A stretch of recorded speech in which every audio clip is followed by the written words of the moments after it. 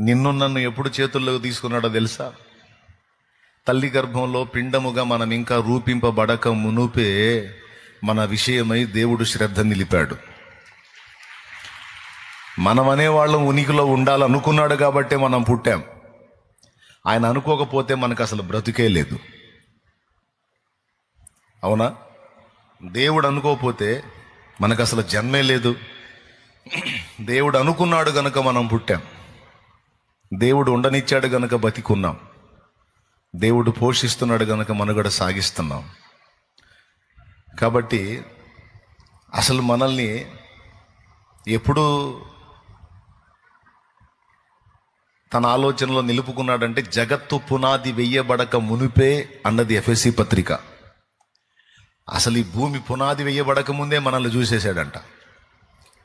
తల్లి గర్భంలో పిండముగా రూపింపబడక మునిపే మనల్ని ఎరుగున్నాడు.